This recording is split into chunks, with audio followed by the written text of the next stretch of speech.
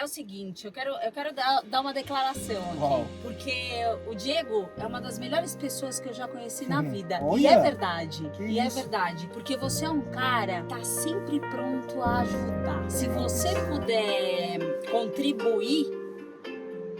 Não tava gravando, como é que tira o som, Diego? Você tá sempre pronto a ajudar. E sempre disposto. É um cara que contribui para a construção de um mundo melhor.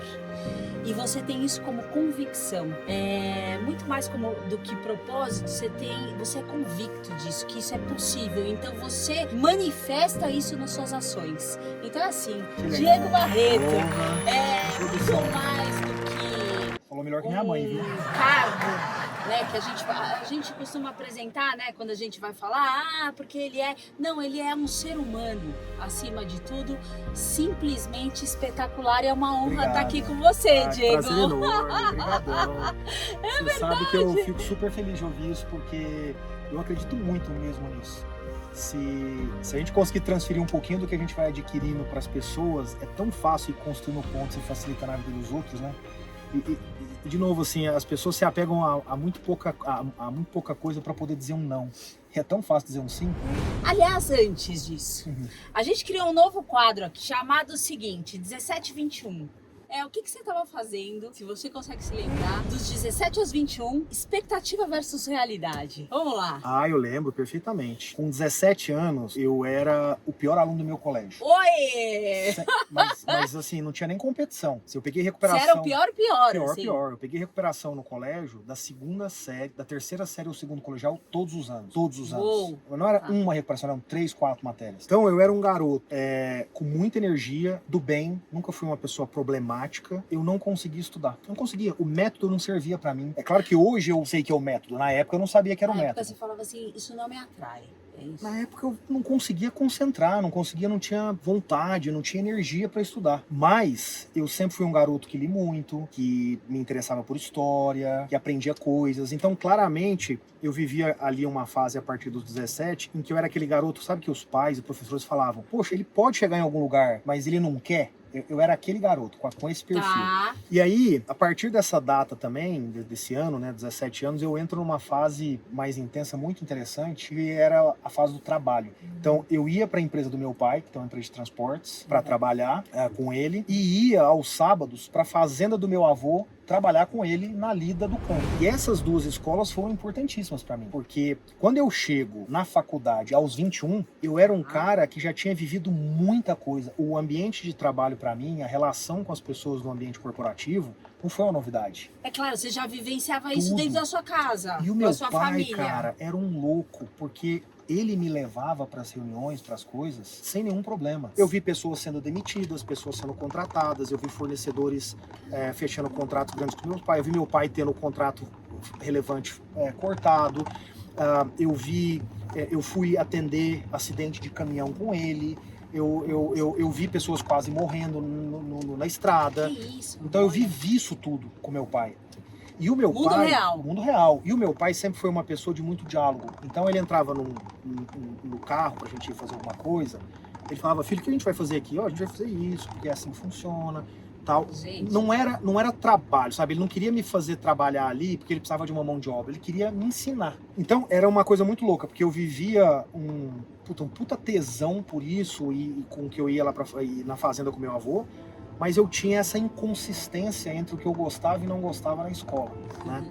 Certo. E aí, acontece um fato muito importante. Com 17, 18 anos, a minha avó falece. E isso me gera uma indignação muito grande, né? No auge da minha adolescência ali, eu olhava para uma senhora que passava todos os dias na igreja, bordando para poder vender no bazar da igreja, ajudando ali as freiras. Sua família é super empreendedora, sempre? Isso? Sua avó, seu avô? É o típico empreendedor ali do interior, sabe? Sei, Aquele sei. empreendedor que não tem aquela visão grande, mas faz algo importante e que vira o sustento da família. E aí, cara, minha avó falece, né, de câncer de uma forma muito agressiva, e aquilo, né, dos meus 9, dos meus 18 anos de idade, eu falo, cara, como é que é possível isso? Tá até errado, né?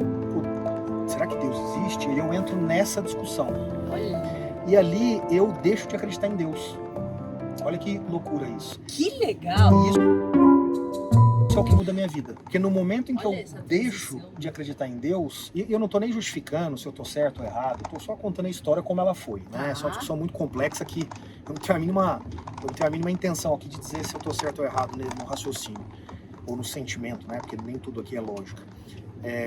Mas ali eu viro uma chave, e na minha cabeça é assim, cara, para esse Deus não existe, tudo fica mais pragmático. Tem o que eu esperar de alguém, sou eu que vou ter que construir. E ali eu viro uma chave, Ale, e começo a estudar que nem um louco. Tá. E viro um dos melhores alunos do meu ano. A ponto, Ale, de eu estudar tanto que numa situação específica eu desmaio em casa, eu ter virado noite estudando. Então, assim, foi uma Quer transformação. dizer, você canalizou uma dor que você tinha ali, ou você canalizou Isso. para um lado, você falou, eu vou me curar construindo alguma coisa. Exato. E aí, cara, eu venho para São Paulo, passo no vestibular e começo a minha vida em São Paulo aqui, entrando em Direito na PUC. Então esse é meus 17 a 21 anos. E aí você entra na faculdade e você começa... A faculdade, como é que foi pra você? Foi uma coisa que você adorou? Uma merda.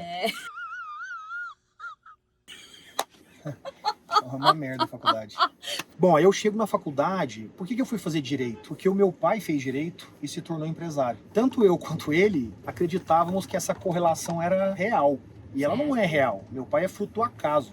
Advogados, via de regra, são advogados, né? Ou exercem o direito em outras profissões. Quando eu chego na faculdade, cara, eu entrei em pânico completo. Por quê? Porque no primeiro ano de faculdade, aí conversando com as pessoas, entendendo mais as coisas, eu descobri que o que eu ia fazer ali durante 5 anos, processo, fórum, corte, jurisprudência. Você já tinha Eu falei, outros cara, registros, né? como é que eu construo coisas? Como é que eu tenho uma visão e boto um plano para eu tentar, aos trancos e barrancos, chegar nessa visão? Que não era essa discussão. Aquilo me deu pânico. Belo dia eu tô lá na faculdade, corredor, e chega um rapaz, né, um amigo meu lá da época, chamava Ricardo. Ele chega e fala assim, e aí, tudo bom? O que você tá fazendo? Ah, tô aqui à toa. E você? Bom. Aí ele falou, tô indo fazer uma entrevista daqui a pouco. Eu falei, que legal. Aí ele, legal nada, cara, nem queria ir. Eu falei, por que não? Cara, é uma área que eu nem curto. Aí eu falei, o que você quer trabalhar? Ele falou, com tributário. Aí eu falei, mas a entrevista é de quê? Ele falou, mercado de capitais. Aí eu falei, mercado de capitais? Cara, essa área é muito legal. Quer dizer, te chamou a atenção. Fundo de investimento, ofertas de bônus no mercado internacional. E aí, Ale, ele fala assim, você quer ir no meu lugar? Olha só. Aí eu falei, claro. Aí eu fui, não avisei, cheguei lá, Ricardo. Aí eu levantei minha mão, entrei na sala. Você me lembrou agora Eu lembro, não, é o Sultz. É. O Sultz. Não, que mas ele entra, o Harvey Specter tava lá e você não era. exatamente. Aí eu entro na sala, né? E ela, pô, tudo bem, tal, o que você faz? E aí eu falei tudo sobre o Diego, evidentemente, né? Não inventei ali nenhuma história. Quando terminou, até porque tinha muita coisa pra contar, né? Segundo ano de faculdade, o que você tem pra contar? Né? Mas você tinha um repertório já Não, acima da média. Sim, não, mas eu digo assim, não é que você tinha que inventar um currículo, Sim, né? claro. Você não era ninguém nesse sentido, né? Você tava no segundo ano de Claro, faculdade. tá começando. E aí eu falei, vim de Uberaba e tal, não sei o quê, eu tive essa experiência, gosto disso, gosto daquilo. E aí terminou, ela falou, gostei de você e você vai para a próxima fase ser entrevistado pelos advogados. Eu falei, ótimo, tem só uma coisa que eu preciso te falar. Eu não sou o Ricardo.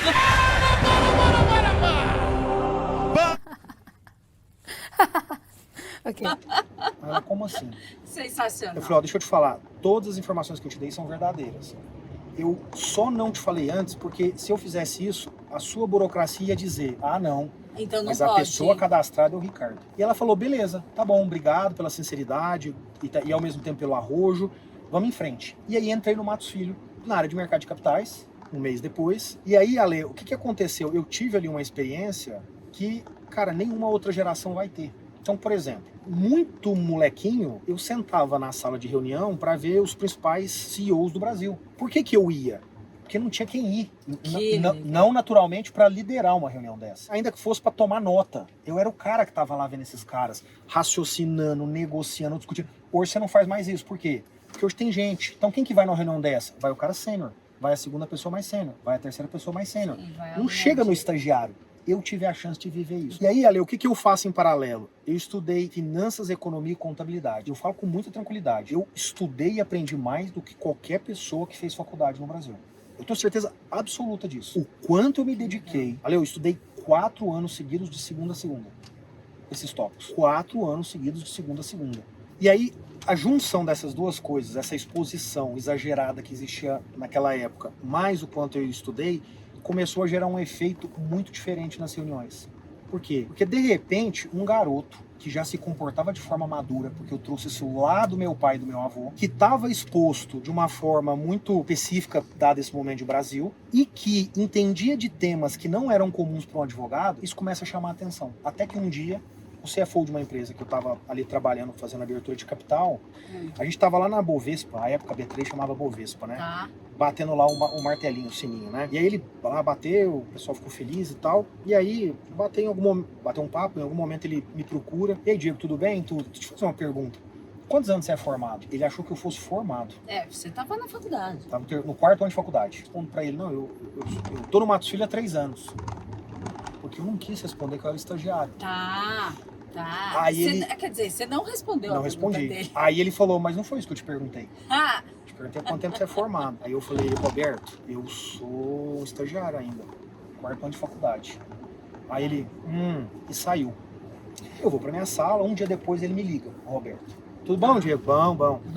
Cara, pode almoçar? Posso, então almoçar. Aí fui lá e aí ele, cara, você não é advogado. Quer vir trabalhar comigo? Oi. Você vai trabalhar com finanças, vai vir para ser um coordenador.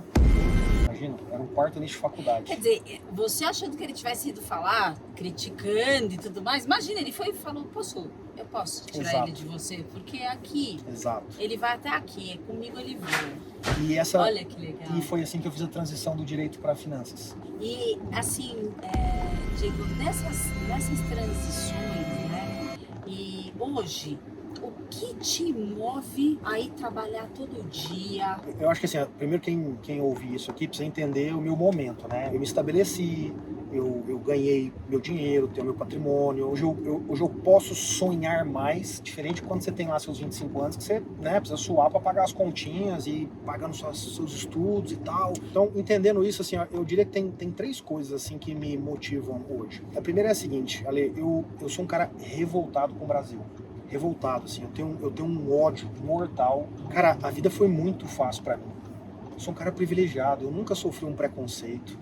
Eu, cara, estudei em bons colégios, o que, portanto, ia me permitir entrar em alguma boa faculdade. Aprendi inglês cedo, portanto, isso não foi uma barreira para eu arrumar um emprego depois. Viajei pro exterior, portanto, eu tive experiência lá fora. Quando eu olho pro lado, a quantidade de pessoas que precisam superar desafios, não os desafios próprios da vida, né? Que acontece para todo mundo. Um dia você fica doente, um dia, cara, você é demitido, isso faz parte. Um dia o dinheiro fica mais curto, mas o desafio da nascência, sabe?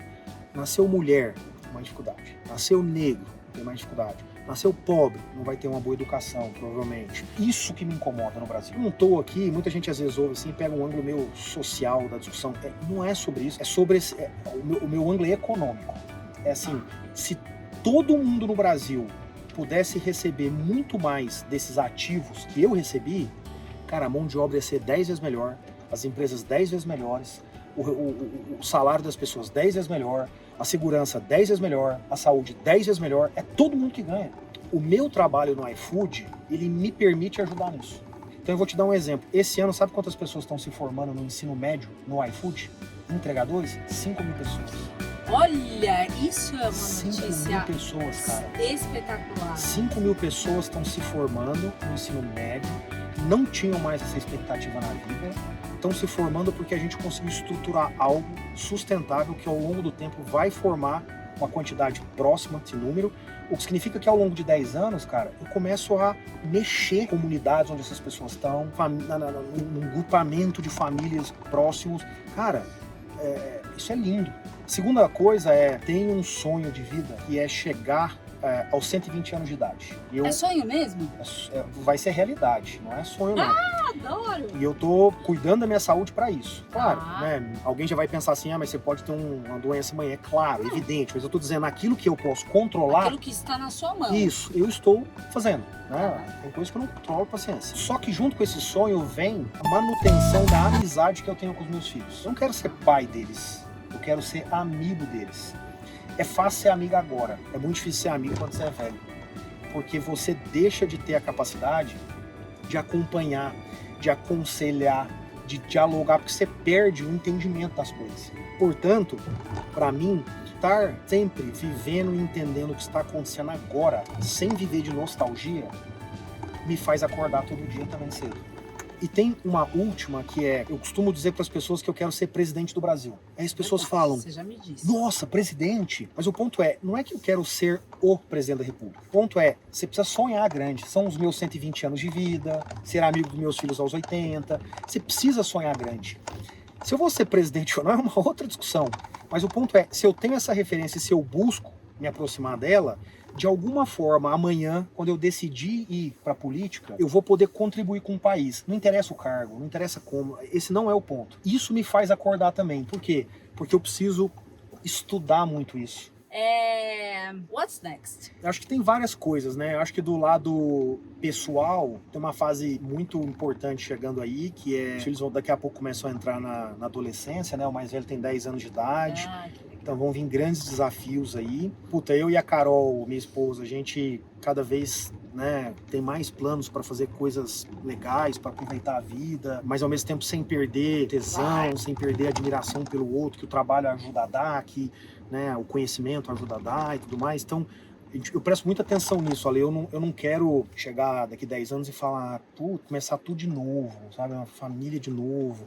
E não é sobre, deixando bem claro, não é sobre as coisas terem que dar certo, mas é sobre você fazer hoje para dar certo amanhã. Se não der, de novo, faz parte. Eu não deixo acontecer, eu não quero deixar acontecer por causa da minha inanição, da minha falta de tentativa. De você não ter dado seu 100%. Isso. É o lado de viver 120 anos. Eu não sei se vou chegar lá, mas, cara, deixa eu me preocupar com isso. É aí que tá minha energia no lado pessoal, junto com a saúde. O iFood é, junto com a 99, quem trouxe uma nova realidade, por exemplo, do mercado de trabalho brasileiro. Que eu espero esse ano que a gente, junto com o atual governo, aprove a estrutura legal que vai regular esse mercado e dar proteção social para as pessoas que trabalham nele. Então, você trabalha nisso? Trabalho demais. Políticas públicas é minha responsabilidade também aqui dentro. Ah, legal. Então gasto boa parte do meu tempo ou com a sola do sapato ou com a cabeça ou com a voz lá em Brasília. Então, você vê assim, a gente tem uma chance aqui de deixar um legado para o Brasil de um país muito mais produtivo, mas que ao mesmo tempo tem uma visão humana, que gera renda, com flexibilidade. Sabe, quando eu encontro um entregador que fala assim, pô, cara, eu não vou sair do iFood nunca, porque lá em casa, minha esposa, ela é funcionária pública e tem que chegar no horário. Então, cara, é a flexibilidade do iFood que me permite levar o meu filho todo dia na creche. Pô, você tá de sacanagem, isso é muito legal, cara. Isso é muito legal, Ale. É o mais legal. Total, Ale. É o mais. Você mexe com sentimento, com gente. Se eu te contar a quantidade de pessoas que já fizeram uma faculdade pagando com o que elas ganham no iFood. Ela sabe quanto ganha uma pessoa que se dedica 8 horas por dia à plataforma, 5 dias por semana? Ou seja, a carga que você tem no seu trabalho, que eu tenho no meu trabalho como CLT, ela ganha aqui 2 salários mínimos. Tá. Sabe quantas pessoas no Brasil ganham 2 salários mínimos? Só mais de 10%. Só 10% da população brasileira. 90% da população brasileira ganha menos de 2 salários mínimos. Cara, você está gerando renda. 90%. A gente está falando 90% de mais de 200 milhões de pessoas. Pô, empresa, cara, a gente vai entregar esse ano mais de 1 bilhão de pedidos na casa de 45 milhões de brasileiros em 1.700 cidades do país. Nossa, 10% disso assim. Deve ser na minha casa, tá? Cara, você sabia que hoje a gente movimenta já 0,5% do PIB? Que legal! Olha isso. Olha, e assim, isso me deixa muito feliz, porque com o dado que você está me dando, que é o que a gente acredita, né, Diego? E a gente sempre conversa e sempre conversou sobre isso, ainda mais no Clubhouse, né? Começou tudo lá, né? Com tudo que você tá, mais do que mexer, do que representar isso no PIB, a informação, para mim, mais relevante estamos investindo na educação. E para mim, educação é a única saída. E para você também. Você me conhece, você sabe disso. Para nós, porque, claro, existe, e é importante a gente sempre falar, mas educação, gente, é pensamento a médio e longo prazo. Não é, tem alguém sangrando, a gente vai lá e vai ajudar. Mas não adianta só tapar o buraco. Você tem que fazer para remediar, para transformar num pensamento abundante e essa pessoa gerar e fazer pelo outro. Isso é o grande game change, né? Total. E, pessoal, a gente tá chegando no finalzinho, só dessa vez, eu não largo de você nunca. A gente tá sempre se falando e A gente arrumando tá confusão, sempre né? se falando, arrumando confusão boa. Boa, confusão não boa, é? confusão boa. E quero te agradecer. Eu que te agradeço. Diego. Mantenha Muito. essa energia, esse sorriso no rosto, essa irreverência, é tudo sempre. muito bom, é contagiante. Isso movimenta bastante as pessoas no seu entorno. E essa entropia, essa confusão que faz a gente mudar esse país. Não é isso? Não é assim que Sem muda? dúvida. Mas é sempre give first. É isso. Depois a gente vira. vê, É. depois a gente se vira, Volta, né? vai Não. e volta, né? Dá. É. Dá. Vai te fazer bem. Isso é prova. Você é uma prova viva disso, né? Muito obrigada. Quero que você deixe sua Valeu. última palavra. Galera, vai estudar, vai ler livro todo dia, não tem segredo na vida não. Se você ler um livro por mês durante 10 anos seguidos, você vai ser uma outra pessoa daqui 10 anos. Então é tudo sobre educação, sobre conhecimento. Obrigada. Valeu, gente. Valeu, Beijo. até mais.